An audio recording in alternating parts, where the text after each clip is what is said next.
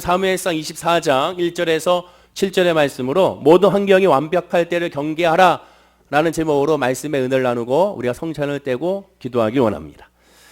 이스라엘의 왕국의 초대 왕은 사울 왕입니다. 사울 왕은 하나님께서 원하지 않는 왕이었습니다. 하나님께서 원하시는 것은 왕이 통치하는 그런 나라가 되는 것이 아니라, 즉 왕정 국가가 되는 것이 아니라 하나님이 직접 통치하는, 하나님의 사람에 의하여 하나님께서 통치하는 신정 국가를 하나님께서 원하셨습니다. 그래서 하나님의 사무엘 선지자를 통하여 왕을 세우는 것이 좋지 않다는 것을 계속 거듭 반복적으로 그들에게 알려줬으나 이스라엘 백성들은 아니다, 우리는 왕이 필요하다라고 외치게 되죠.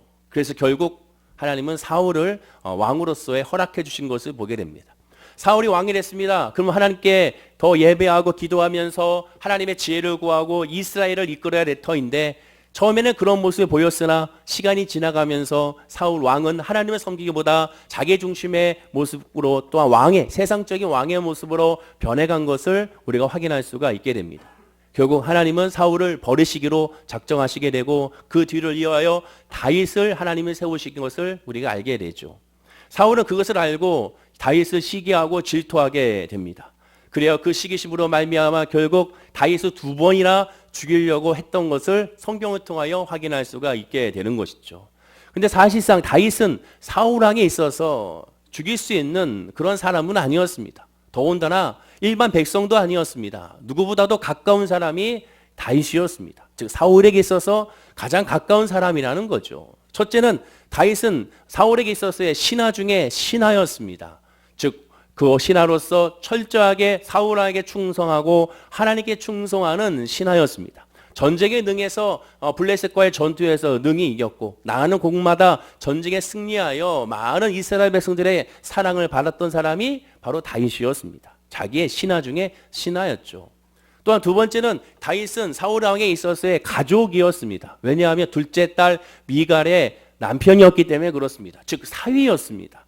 가족이었기 때문에 더욱더 사랑하고 아껴주며 품어주며 나아갈 수가 있었습니다. 그럼에도 불구하고 시기와 질투로 말미암아 사위였던 다윗을 죽이고자 했던 것을 보게 됩니다. 다윗의 입장에서는 어쩔 수 없이 도망자의 신세가 될 수밖에 없었죠. 그래서 다윗은 도망치게 됩니다. 죽음을 피하여 사울 왕을 피하여 그의 칼과 검을 피하여 도망치는 생활을 하게 됩니다. 그러나 사울 왕은 도망치는 이 다윗을 끝까지 추격을 하게 되죠. 다윗이 어디 있는지 간에 소수소문하여 그곳이 듣게 되면 곧바로 출동하여 다윗을 죽이려 했던 사람이 사울 왕이었습니다. 다윗은 도망을 치고 사울은 쫓는 모습을 우리는 본문에서 계속 볼 수가 있게 됩니다. 그런데 마침 사울의 일행이 다윗을 쫓고 있는 와중에 다윗이 어디 있다라는 소식을 듣게 됩니다. 다윗 일행이 숨어있는 굴로 찾아서 들어가게 되죠. 그것이 오늘 본문의 배경이라고 할 수가 있게 됩니다. 우리 본문 말씀 1절 한번 읽어볼까요? 자, 1절의 시작입니다. 시작.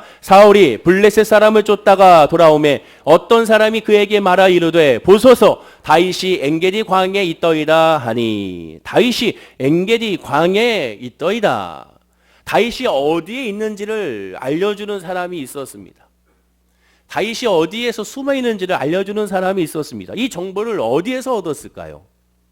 모든 정보는 가장 최측근에서 이루어지는 것을 보게 됩니다. 그리고 그 정보는 오히려 원수회로 통해서 나타나는 것이 아니라 가장 믿을 만한 사람에서 그 정보가 새어나가는 것을 보게 되죠. 그래서 우리는 그것을 배신이라고 하는 겁니다. 바로 앞장인 사무엘상 23장에 보면 다윗을 배반한 2명의 족속이 나옵니다. 첫째는 그일라 사람이고 두 번째 10족소 사람인데, 지금 이 엔게디 광야에 숨어있다는 소식을 전해준 사람은 바로 10족속 사람이었음을 알게 됩니다. 이 두 족속은 다윗에게 은혜를 받은 족속입니다. 다윗의 사랑을 받은 족속입니다. 다윗의 도움을 받은 족속입니다. 그러면 도움을 받았으면 지켜줘야 될 터인데 지켜주지 아니했습니다. 오히려 이방 사람들이 다윗을 지켜줬습니다. 그러나 같은 민족이었던 이 유대 민족의 사람들은 오히려 이들을 도와주지 아니하는 모습을 보게 되는 것이죠. 그래서 그로 말미암아 본문 2절에 보면 이렇게 그 정보로 말미암아 사울은 행하게 됩니다. 역시 읽어볼까요? 2절입니다. 시작. 사울이 온 이스라엘에서 택한 사람 3,000명을 거느리고 다윗과 그의 사람들을 찾으러 드뎨소 바위로 갈새. 그 정보를 듣고 나서 그 정보가 확신함을 알았습니다. 왜냐? 배신자가 했던 말이니까 확실할 수밖에 없죠.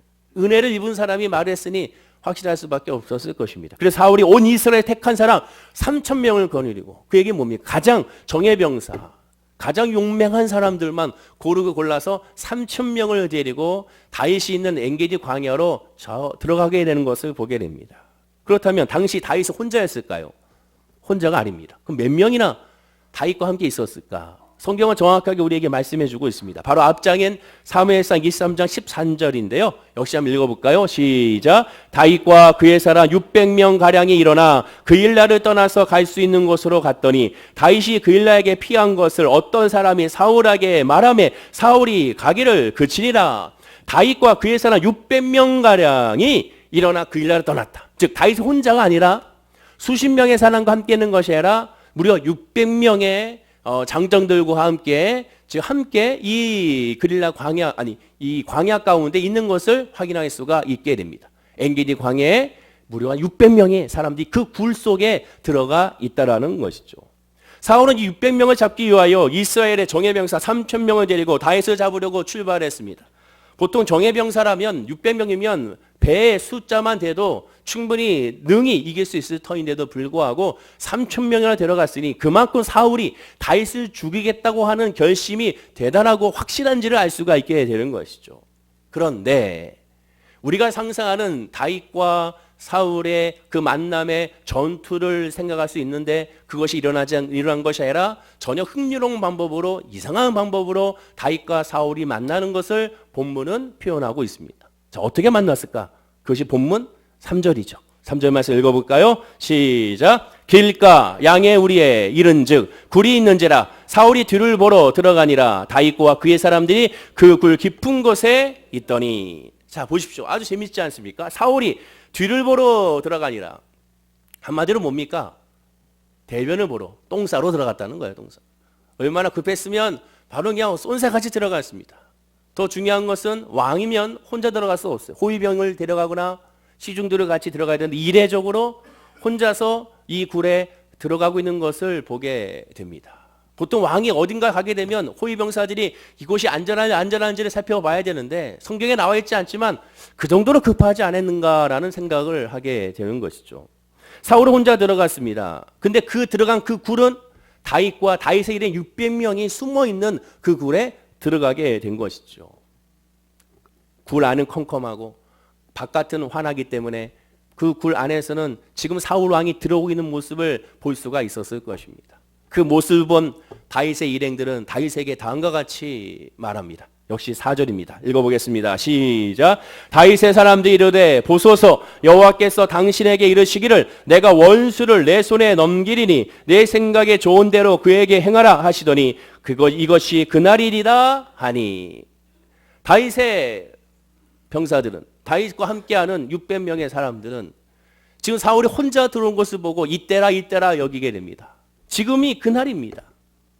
다윗의 일행들은 이미 그 전에 바로 오늘 본문의 바로 앞에 있는 사무엘상 23장에 이미 그일라 사람에 의하여 배반을 한번 당한 터였습니다. 그리고 지금 또 식족소 사람들에게 또 다시 배반을 당하고 있습니다. 가는 곳마다 배반을 당하고 있는 이들에게 있어서 사울왕은 자기들도 잡아오고 있기 때문에 가장 먼저 죽여야 될 최고의 그러한 먼저 죽여야 될 사람이었을 것입니다. 그런데 지금 혼자 들어오고 있으니 얼마나 좋은 기회겠습니까? 얼마나 확실한 기회겠습니까? 그래서 이것이 그날이다라고 고백하고 있는 다윗의 부하들의 고백을 알 수가 있습니다. 그런데 다윗의 고백을 보십시오. 다윗은 맞아, 니들의 말이 맞아 한 것이 아니라 6절에 고백을 합니다. 역시 읽을까요? 시작. 자기 사람들에게 이르되 내가 손을 들어 여호와의 기름 부음을 받은 내 주를 치는 것은 여호와께서 금하시는 것이니 그는 여호와의 기름 부음을 받은 자가 됨이니라 하고. 내가 손을 들어 하나님께서 세우신 사람을 내가 처단할 수가 없다. 즉 하나님의 일을 하나님이 하신다. 하나님의 역사를 하나님이 이루신다.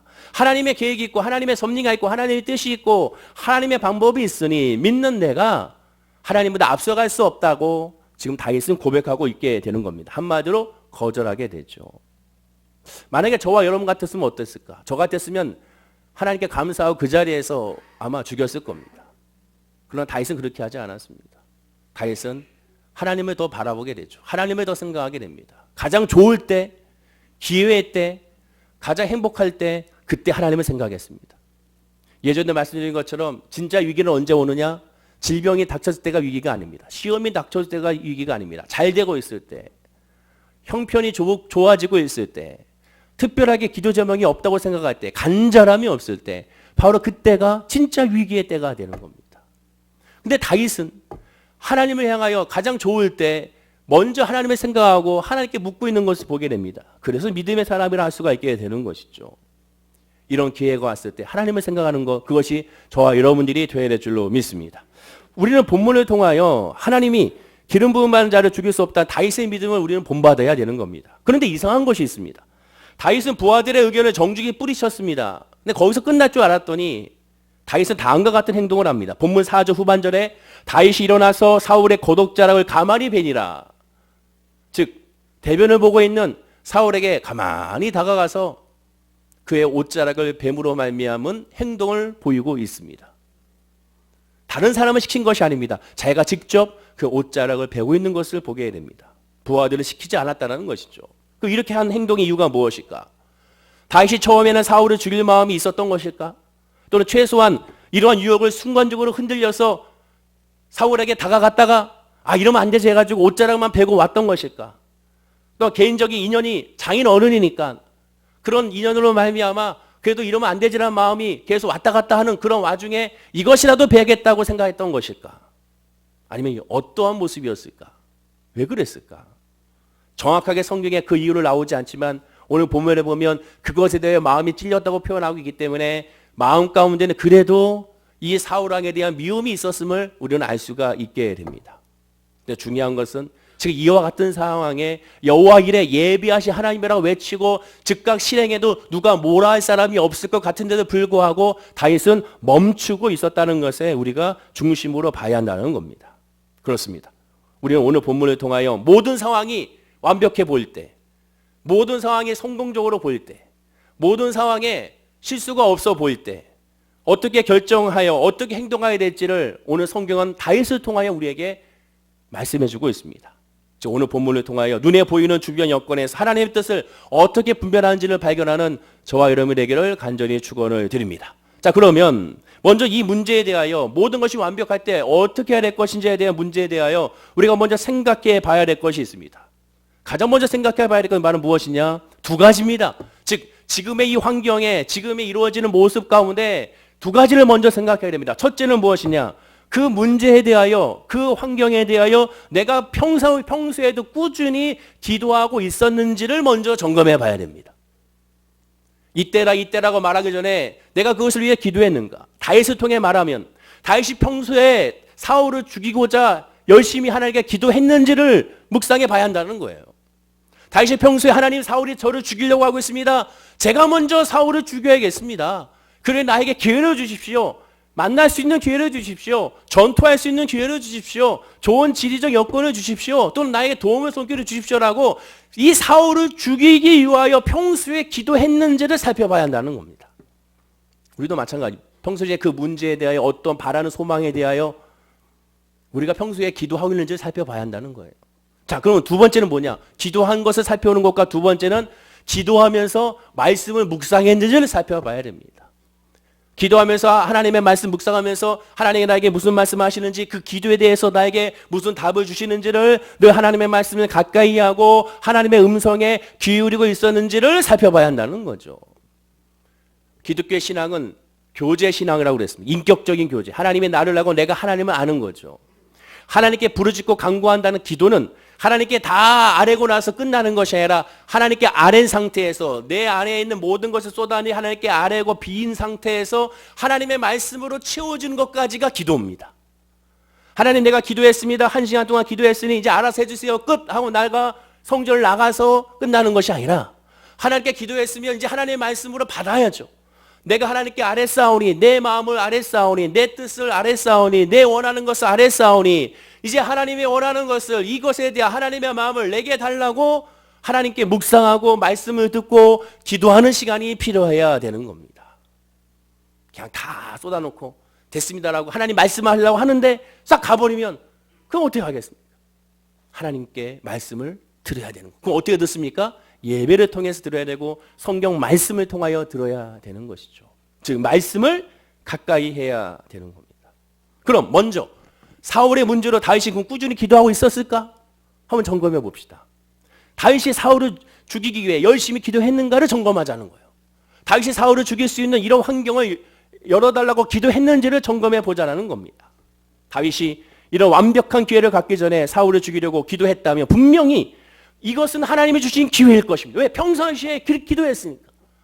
나에게 사울을 죽일 수 있도록 1대1의 만남을 하나님 허락해 주십시오. 어떠한 환경이든지 1대1을 만나기 원합니다. 내가 골리앗을 만난 것처럼 1대1로 대항하여 만난 것처럼 사울을 내 앞에 세워 주십시오. 1대1로 세상 말로 한 맞짱을 뜨겠습니다. 그렇게 기도했는가? 아니라는 거죠. 다윗이 사울의 추격과 사울의 죽임으로 말미암아 고통 가운데 있을 때 그가 기도한 것은 하나님 사울을 좀 죽여주세요. 저 사울을 좀 아프게 해주세요. 그래서 나를 쳐다보지 못하게 해주세요. 이렇게 기도한 적은 단 한 번도 없습니다. 오히려 그가 기도한 것은 안전하게 나를 보호해달라고만 기도했습니다. 저 공격에 나를 지켜달라고 기도했습니다. 즉 하나님께 사울을 죽일 수 있게 해달라고 죽여달라고 기도하지 않았다는 거예요. 그럼 그 증거가 어디 있는가? 성경에 다 나와 있습니다. 대표적으로 다 살펴볼 수 없으니까 하나만 살펴보겠습니다. 시편, 다윗의 고백조 시편 57편, 오늘 본문에 이 내용을 가지고 하나님께 기도한 것이 시편 57편입니다. 이 57편의 설명이 이렇게 나와 있어요. 우리 다 함께 읽어볼까요? 화면과 함께 시작. 다윗의 밑담시, 다윗이 사울을 피하여 굴에 있던 때, 밑담이라는 것은 회개를 뜻합니다. 다윗의 회개시라는 거예요. 희한하죠?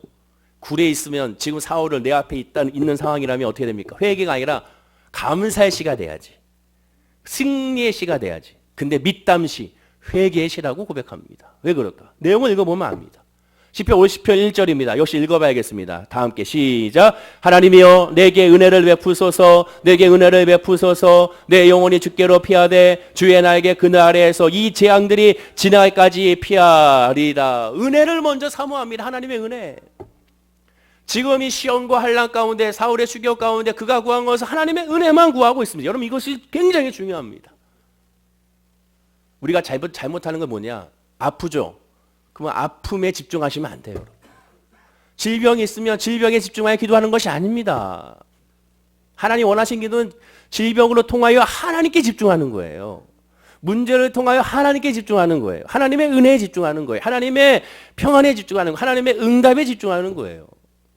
그 아픔과 상처에 집중하는 것이 아닙니다. 그건 세상 사람도 할 수 있는 거예요. 이방 종교의 특징이 뭡니까? 문제에 집중하기 때문에 그 문제를 해결하기 위하여 제사를 지내는 것이고 그 문제를 해결하기 위하여 지극정성을 지내는 것이고 그 문제 해결을 위하여 행위를 하는 겁니다. 그러나 우리는 달라요. 여호와 하나님은 만군의 하나님이십니다. 참 하나님이십니다. 하나님 원하시는 것은 상한 심령이라고 말씀하고 있습니다. 그 상한 심령이 뭡니까? 세상에 찌든 심령이 아니라 여호와 하나님을 갈급하는 거예요. 이 문제가 이 어려움과 이 질병에 있어도 주님을 갈급하지 않는 것이 그것이 불쌍하다고 말씀을 드렸잖아요. 그것이 진짜 안타까운 거예요. 그것이 정말 슬픈 거예요. 다윗은 하나님 앞에 은혜를 구하고 있습니다. 사울을 구한 것이 아닙니다. 자, 빼고 6절을 읽어보겠습니다. 6절 말씀입니다. 시작. 그들이 내 걸음을 막으려고 그물을 준비하였으니 내 영혼이 억울하도다. 그들이 내 앞에 웅덩이를 팠으나 자기들이 그 중에 빠졌도다. 정확하잖아요. 하나님께 은혜를 구하고 있습니다. 굴에서 생각해 보세요. 지금 굴에서 하나님 나에게 은혜를 주세요. 하나님 은혜 주세요. 하나님 하나님의 마음을 주세요. 하나님 나에게 희망을 주세요. 용기를 주세요. 그리고 근데 갑자기 사울이 똥 싸러 들어오고 있어요. 지금 다윗이 뭐라고 고백합니까? 그들이 내 걸음을 막으려 그물을 준비하였더니 내 영혼이 억울하도다. 얼마나 억울하겠습니까? 잘못한 게 뭐가 있겠어요? 그런데 그들이 내 앞에 웅덩이를 팠으나 이미 이 굴에서 갇혀 있으나 자기들이 그 중에 빠졌도다. 사울이 그 안에 지금 내 앞에 있음을 그가 우회적으로 고백하고 있습니다. 그러면 그 다음에 말씀 구조는 어떻게 해야 될까? 일반적인 상식으로는 이때라 하니까 여호와 이래라고 하니까 내가 그를 죽임으로 말미암아 하나님께 영광을 돌렸노라 이렇게 해야 될까요? 자, 다음 7절을 보십시오. 7절과 9절입니다. 자, 시작. 하나님이여 내 마음이 확정되고 내 마음이 확정되었사오니 내가 노래하고 내가 찬송하리로다. 내 영광아 깰지어다. 비파야 수고마 깰지어다. 내가 새벽을 깨우리로다. 주여 내가 만민 중에서 주께 감사하며 문나라 중에서 주를 찬송하리이다. 내 마음 확정되었다. 뭘 확정합니까? 사울을 죽이기로 확정했다는 뜻입니까? 아니에요. 반복적인 구절이 뭡니까? 깰지어다, 깨우리로다. 정신 차리라는 거예요. 다윗아, 정신 차려라. 지금 이 사울이 들어온 것은 사울을 죽이려고 하는 것이 아니야. 정신 차리라는 거예요. 깰지어다, 깨어나라. 무엇으로? 하나님의 마음으로 깨어나서 확증해라. 하나님 원하신 것이 무엇인지를 귀 기울여라. 사단의 소리에 귀 기울이지 말고 하나님의 음성에 귀 기울여라. 그래서 다윗이 고백한 건 뭡니까? 하나님이 기름 부은 자를 내가 어찌할 수가 없다라고 고백한 겁니다. 이 짧은 시간에 하나님과의 교통과 사단의 미혹과 영적인 전투를 벌이고 있는 다윗의 이 고백을 살펴볼 수가 있게 되는 거예요. 다윗도 인간이기에 사울을 죽이고 싶은 사람 왜 없겠습니까? 한두 번도 아니고 자기를 죽이려고 하니 당연히 죽이고 싶겠죠. 사울에게 중병이 생기거나 날에 더 위급한 일이 생겨서 자신을 쫓지 못하게 얼마나 바라겠습니까?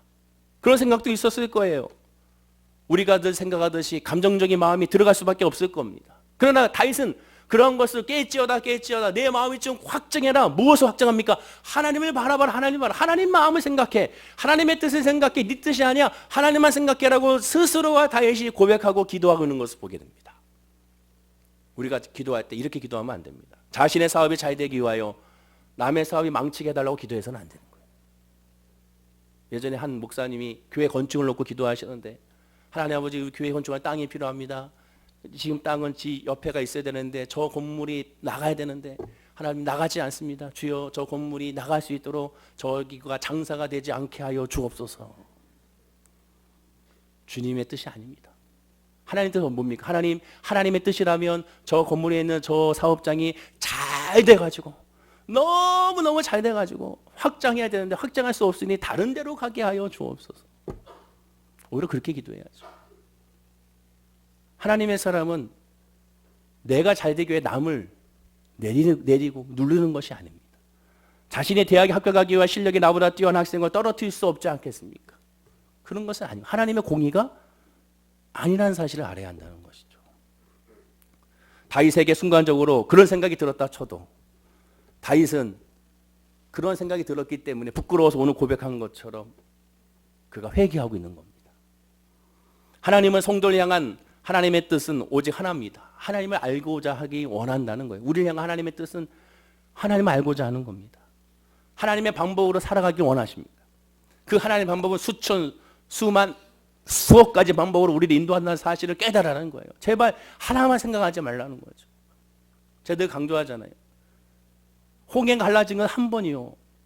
여리고성이 그렇게 무너진 것도 한 번입니다. 한 번의 역사예요. 성경에 통틀어. 예전에 이렇게 하는 역사하셔서 이번에도 이렇게 역사하실 거야. 그런 생각하는 것이 아닙니다. 예전에 이렇게 역사하셨으니 이번엔 또 어떻게 역사하실까?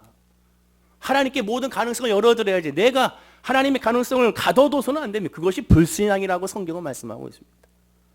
기도의 사람은 하나님께 내어 맡기고 하나님께 올려드리는 모습이죠. 그러면 이렇게 하기 위해서 어떻게 해야 되겠습니까? 두 가지밖에 없습니다. 하나님의 말씀과 하나님께 기도밖에 없어요. 그래야 성령을 통하여 우리는 영적으로 분별할 수가 있게 됩니다. 다윗이 이렇게 할 수 있었던 근본적 이유는 뭡니까? 평상시에 하나님께 예배하고 하나님께 묵상하고 하나님께 기도했기 때문에 분별할 수가 있었던 거예요. 만약에 평상시 하나님을 바라보지 못했다면 그런 부하들이 말하는 것과 똑같이 그 자리에서 사울을 죽일지도 모릅니다. 그러면 하나님도 다윗을 버릴지도 모르는 거예요. 따라서 우리가 하나님께 기도하고 간구할 때, 하나님 말씀 묵상할 때, 또 우리 주변 환경을 바라보면서 3단계로 우리가 살펴봐야 됩니다. 첫째, 성도는 자기가 소원하고 계획하는 일들을 하나님께 기도했다면 그 다음에 자기 주변에 일어나고 있는 일들을 기도했던 제목처럼 비추어 유심히 관찰해 봐야 되는 거예요. 사업을 놓고 기도했다면 그 사업을 어떻게 하나 역사하시는 주변을 관찰해야 됩니다. 직장을 놓고 기도했다면, 공부를 놓고 기도했다면 역시 주변을 관찰해야 됩니다. 하나님 어떻게 역사하실까? 기대하는 마음으로 관찰해야 됩니다. 그 두 번째는 조금이라도 하나님의 응답 혹은 응답을 위한 사전 징조라도 보이게 된다면 그때 바로 행하는 것이 아니라 하나님 말씀에 합당한지를 말씀을 통하여 점검해 봐야 되는 겁니다. 한 번 더 기도해 봐야 돼요.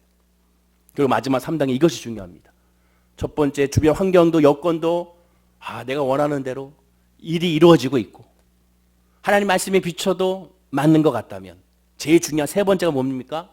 내 마음이 평안한지를 살펴봐야 됩니다. 모든 여건이 다 이루어져도 내 마음이 평안하지 않으면 안 되는 거예요. 그거 하나님의 뜻이 아닙니다. 요나 선지자가 하나님의 메시지를 받았잖아요. 너 니느웨로 가서 하나님의 말씀을 전해라. 회개를 선포해라.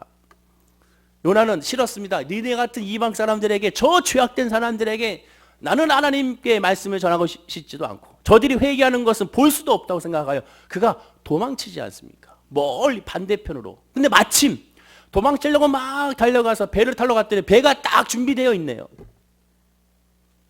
당시 시간을 정해서 가는 때도 아니고 배가 몇 시간보다 한 번씩 있을 때도 아닐 터인데 딱 갔는데 배가 딱 출발하려고 기다리고 있으니 이건 하나님의 은혜인가 보다 생각할 수 있겠습니까? 이미 하나님의 뜻이 아니잖아요. 타지 말았어야죠. 그러나 이때라 그 배를 탔습니다. 결국 우리가 잘 알다시피 폭풍으로 말미암아 물에 들어가 물고기 뱃속에서 3일 만에 나와서 회개하고 하나님 말씀으로 순종하여 니느웨에 복음을 전한 것을 알게 됩니다. 모든 것에 하나님의 평안이 있는지를 살펴봐야 되는 거예요. 바꿔 말하면 하나님의 성도가 하지 않는 일을, 그것도 대박 같은 행운을 그냥 두지 않는다는 것입니다. 반드시 점검해 봐야 되는 거예요. 야고보서 4장 2절의 말씀입니다. 우리 다 함께 읽어볼까요? 자, 시작. 너희는 욕심을 내어도 얻지 못하여 살인하며 시기하여도 능히 취하지 못함으로 다투고 싸우는도다. 너희가 얻지 못하면 구하지 아니하기 때문이요. 너희가 얻지 못하면 구하지 아니하기 때문이라고 말합니다. 평상시에 구해야 하는 것이 중요해요. 하나님께 아뢰는 것이 중요합니다. 원하는 거 하나님께 구하고 간구하는 게 맡기는 것이 중요해요. 그리고 중요한 말씀은 욕심을 내어도 얻지 못하며, 욕심이 아니 하나님께 맡겨서 하나님의 뜻을 구해야 됩니다. 아무리 다 잘 되어 있다 하더라도 하나님이 아니라면 아니라고 돌아설 수 있는 믿음이 필요한 것이에요. 이해를 쉽게 하여 제 얘기를 잠깐 드리면, 제가 2000년도에 하나님께 기도한 대로 서울대학병원에 합격을 해서 병원에 근무할 수 있는 길이 열렸습니다. 길이 열렸어요. 그러면 어떻게 됩니까? 일을 하면 좋잖아요. 그래서 하나님께 기도했던 것은 그것이 아니었거든요. 하나님, 내가 합격하면 내가 신학을 하겠습니다 했기 때문에.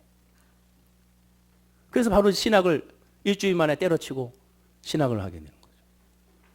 그러다가 신학하다가 2007년 하나님께 기도해, 하나님, 내가 좀 공부를 해야겠습니다. 뭔가 아는 게 있어야 이 복음을 전하고, 뭔가 아는 게 있어야 나오지. 설교도 알 만큼 나올 텐데, 하나님이 사울을 쓰신 것은, 즉 바울을 쓰신 것은 그가 열심히 준비했기 때문에 쓰신 것이 아니겠습니까? 하나님은 준비된 자를 쓰시니 내가 뭔가 공부를 해야겠는데 무엇을 공부해야 될지 하나님께 기도하고 묵상하는데, 기왕이면 내가 의료적으로 공부를 했으니 이것을 더 활성화시켜서 나중에 의대로 가서 의사가 되겠다 생각하게 되죠. 그래서 그 공부해서 2007년도에 인지대학교, 부산의 인지대학교에 합격을 하게 됐어요. 편입을 하게 되죠. 등록금까지 다 냈습니다. 다. 농협에서 다 대출받아가지고 980만 원 그 당시. 기숙사 비용까지 다 냈죠. 그러나 결국 못 갔습니다. 결국 입학 포기학서 다시 쓰게 됐죠. 그래서 돌려주는데 20만 원 떼고 돌려주더라고요. 왜 그러냐? 마음이 평안한 것이죠. 마음이 평안하죠. 모든 것이 이루어지면 할렐루야 아멘하고 박수 쳐주고 좋은 일이 되는 것이죠. 그러나 그렇지가 않았습니다. 하나님의 역사가 아니라는 거죠. 2013년도 시카고의 한 순복음교회 후임 목사로 지정이 됐습니다. 아내한테도 얘기하고 아이들한테도 말하고 그래서 종교비자, 알비자 받을 수 있도록 준비가 다 됐죠. 자세한 말씀 드릴 수 없지만 그러나 마음이 평안하지 않았습니다. 어떻게 할까? 이런 상황이면 안 가는 것이 좋겠다. 그래서 안 가게 됐습니다. 모든 여건은 다 준비되어 있습니다. 하나님의 사람에게 있어서 가장 중요한 것은 지금 나에게 이루어진 것이 잘 된다고 하더라도 하나님께 기도해 봐야 됩니다. 이것이 진짜 하나님의 뜻인가? 하나님께서 원하시는 것인가? 하나님의 말씀 안에 있는 것인가를 점검해 봐야 되는 것이죠. 그것이 바로 믿음의 사람의 모습입니다. 다윗이 그랬던 사람이었습니다. 본문 같은 경우 다윗은 하나님이 왜 이런 완벽한 기회를 주었는지 오히려 고민했습니다. 너무 완벽하니까, 너무 확실하니까 오히려 하나님 앞에 엎드린 것을 보게 되는 겁니다. 우리의 신앙도 마찬가지입니다. 하나님 앞에 모든 거 완벽해 보일 때 더 엎드려 기도해야 됩니다. 그럼 반대로 모든 것이 안 되고 있을 때 역시 엎드려 기도해야 됩니다. 모든 것은 다 처음부터 끝까지 하나님께 엎드리지 아니 하나님께 기도하지 않으면 아무것도 안 된다는 사실을 기억하고 주님만 바라볼 수 있는 믿음이 저와 여러분의 믿음 안에 있어야 됩니다. 어떤 분은 얘기합니다. 성령에 충만한 사람은 불태진이기 때문에 무슨 일을 당하든 만사형통하니까 일단 나가야 됩니다. 믿음으로 나가야 됩니다. 하나님의 뒤로 물러가는 자를 실망한다고 하셨으니까 좋아하지 않는다고 하셨으니 나가야 됩니다. 그렇게 말씀하신 분들의 가장 핵심적으로 원하는 구절이 바로 히브리서 11장 3절입니다. 자, 이 말씀 읽어볼까요? 자, 시작. 믿음으로 모든 세계가 하나님의 말씀으로 지어진 줄 우리가 아나니 보이는 것은 나타난 것으로 말미암아 된 것이 아니니라. 보이는 것만 의지하지 말고 보이지 않는 영적 세계, 하나님의 세계에 있으니 하나님의 세계를 의지하고 보이는 것을 내려놓고 믿음으로 나가야 한다는 겁니다. 그런데 이 말씀은 사실 그 말씀이 아니거든요. 이 말씀의 핵심 바는 무엇이냐? 창조에 대한 말씀입니다. 나타난 것, 즉 눈에 보이는 사물과 현상들은 우리 눈에 보이는 나무, 우리 눈에 보이는 물, 우리 눈에 보이는 산, 우리 눈에 보이는 그런 동물들, 이 모든 눈에 보이는 사물과 이 현상들은 그 사물, 즉 보이는 것, 창조, 하나님의 창조에 기이한 것이 없다라는 거예요. 이 말씀이에요. 눈에 보이는 피조물들은 다 피조물이기 때문에 하나님의 창조에 도움이 된 것은 아무것도 없다. 처음부터 끝까지 하나님이 하셨다는 거예요. 인간도 마찬가지입니다. 인간은 피조물이에요. 인간이 하나님의 창조에 우리가 한 것이 아무것도 없어요. 인간이 하나님의 구원의 완성에 인간이 한 것은 아무것도 없습니다. 하나님이 다 하신 거예요. 하나님의 모든 것이 역사입니다. 따라서 인생도 처음부터 끝까지 내가 한 것 같으나 하나님이 한 거라는 사실을 고백하는 거예요. 그래서 사도 바울은 나의 나 된 것 하나님의 은혜로 된 것이나 고백한 이유가 여기에 있는 겁니다. 내가 한 것이 아무것도 없구나. 내가 잘나서가 아니구나. 그 말씀의 고백이 히브리서 11장 3절의 고백입니다. 왜? 히브리서 11장은 믿음의 장이거든요. 이 말씀을 전제로 하여 그때부터 아브라함은 또한 이삭은 또한 모세는 믿음으로 모세는 계속 믿음의 선지자들에 대하여 말씀하고 있습니다. 무슨 뜻입니까? 그들의 삶이 그들이 잘해서 하나님께서 역사하신 것이 아니라는 거죠. 믿음, 은혜로 말미암아 하나님이 인도하셨다라는 겁니다. 우리의 신앙은 바로 그런 신앙이 되어야 한다는 거예요. 다윗이 그런 신앙으로 말미암아 흔들리지 아니하고 하나님을 바라보면서 승리했다고 성경은 말씀하게 되는 겁니다. 다시 본문으로 돌아가면 다윗은 사울을 죽이려고 기도한 적이 없습니다.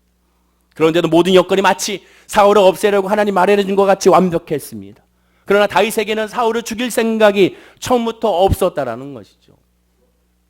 즉 본문에서 다윗의 행동은 돌발적인 행동이 아니라 평상시 하나님께 기도한 대로 하나님이 그를 인도해 주신 여건이고 역사라는 겁니다.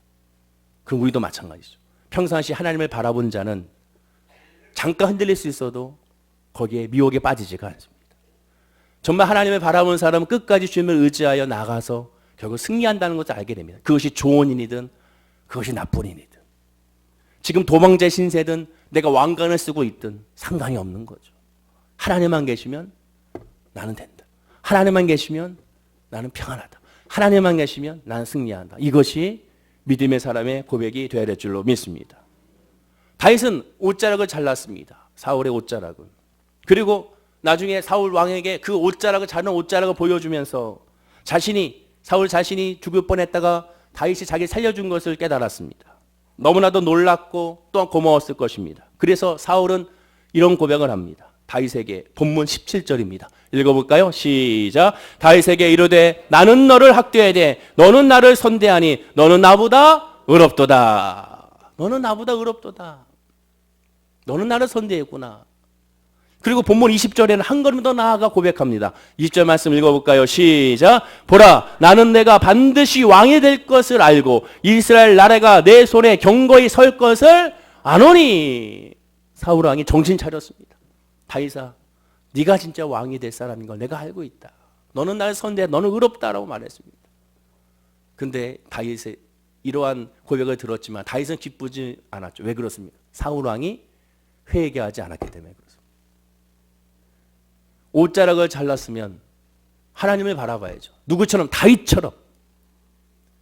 왜 하나님이 그 자리에서 다윗을 만나게 하셨을까? 왜 내가 죽일 수 있는데 불구하고 다윗은 나를 죽이지 않았을까? 다윗이 착해서 그렇구나. 이 고백이 아니라 하나님이 나를 살려주셨구나. 하나님이 다윗을 통하여 나를 깨닫게 하셨구나.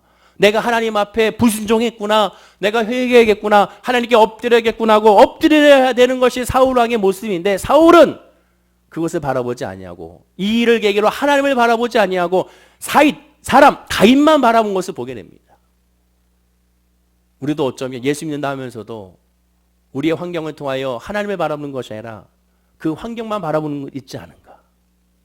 사람만 바라보고 있잖아요. 사람을 통하여 하나님을 바라보라고 역사하셨는데 여전히 우리는 사람만 바라보고 있지는 않은가. 사울 같은 모습이 되지 않는가 살펴봐야 됩니다. 굉장히 무서운 겁니다. 깨닫지 못한다는 것. 그 수많은 은혜를 깨닫지 못한다는 것. 그 수많은 역사를 깨닫지 못한다는 것. 그것이 굉장히 무섭기도 하고 슬프기도 하고 안쓰럽기도 하고 불쌍한 것을 우리가 보게 되는 겁니다.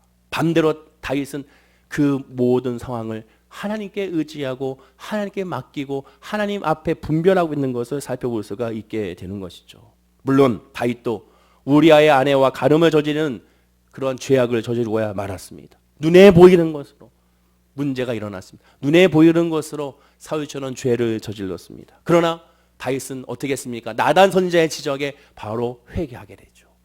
그러나 사울은 그렇게 하지 못했음을 우리가 보게 됩니다. 성경은 다윗의 전 생애를 이렇게 평가합니다. 열왕기상 15장 4절과 5절 이 말씀 읽고 마치려고 합니다. 우리 다 함께 읽어볼까요? 시작. 그 하나님 여호와께서 다윗을 위하여 예루살렘에서 저에게 등불을 주시되 그 아들을 세워 후사가 되게 하사 예루살렘을 경고케 하셨으니 이는 다윗이 햇사람 우리아의 일 외에는 평생에 여호와 보시기에 정직히 행하고 자기에게 행하신 모든 일을 어기지 아니하였음이었더라 라고 말합니다. 평생에 여호와 보시기에 정직히 행했고 자기에게 명하신 모든 일을 어기지 아니하였습니다. 근데 재밌지 않습니까? 이 앞에 구절 보면 다윗이 햇사람 우리아의 일 외에는 제가 다윗이라면 하나님 너무 아십니다. 요건 좀 빼주지. 이거 하나 잘못하면 요거 하나 빼주고 이렇게 평가해주면 얼마나 좋겠습니까? 근데 하나님은 요거까지 넣었습니다. 왜 그런지 아십니까? 그것이 다윗에게는 아픔이 아니기 때문에 그렇습니다. 그것조차도 은혜이기 때문에 그래요. 왜? 그 고난과 그 죄로 말미암아 하나님의 율례를 깨달았기 때문에 그렇습니다. 인간의 관점으로는 부끄럽죠. 인간의 관점은 이거 없앴으면 좋겠죠. 요거 줄로 빨간 줄로 쫙 치고 싶죠. 야 성경 가져와. 요것만 다시 빼고 다시 성경을 다시 만들자. 인간은 그렇게 하죠. 하나님의 관점은 이것은 은혜의 하나님의 기록입니다. 나에게 무슨 일이 다가오든 좋은 일이 다가오든 나쁜 일이 다가오든 그러므로 예수하는 사람은 흔들릴 필요가 없다라는 거예요. 왜? 주님만 바라보게 되면 하나님이 다 역사하시고 하나님이 인도하시기 때문에 하나님을 바라는 믿음으로 묵묵히 나아가면 되는 겁니다. 여러분에게 인사할까요? 오직 하나님만 바라봅시다. 인사하겠습니다. 한 번 더 인사하겠습니다. 오직 주님밖에 없습니다. 인사하시기 바랍니다. 어느덧 10월 달입니다. 이제 석 달밖에 남지 않았어요. 2019년도. 지난 9개월 여러분들 어떠한 삶이었습니까? 기도한 대로 잘 됐나요? 바라보는 대로 잘 됐나요? 그래서 속상하십니까? 또는 기도한 대로 잘 돼서 기쁘십니까? 기쁘든 슬프든 예수 안에서 하나님 앞에 다 합력하여 선의 이름을 구하고 간구해야 될 줄로 믿습니다. 그 믿음으로 위로받으시고 어떠한 일이 있든지 기도하는 사람은 망하지 않습니다. 기도하는 사람은 무너지지 않습니다. 기도하는 사람은 쓰러지지 않습니다. 합력하여 성화를 입니다. 그 믿음으로 이번 한도 승리하는 다윗 같은 영성을 소유하는 우리 월계순복음교회 모든 성도 되기를 간절히 축원을 드립니다. 기도하겠습니다. 아버지 하나님 감사합니다. 오늘 말씀에 이 다윗과 같은 영성을 우리가 갖게 하여 주옵소서. 다윗 같은 믿음으로 나가게 하시고 모든 환경이 완벽할 때 믿음으로 경계하게 하시고 늘 하나님을 예배하며 믿음으로 나가게 하여 주시고 그러므로 말해 다윗과 같은 평가 늘 하나님의 보시기에 정직히 행하고 하나님이 명하신 모든 일을 어기지 아니한 은혜가 우리에게도 있게 하여 주옵소서. 감사드리며 예수님의 이름으로 기도드립니다. 아멘.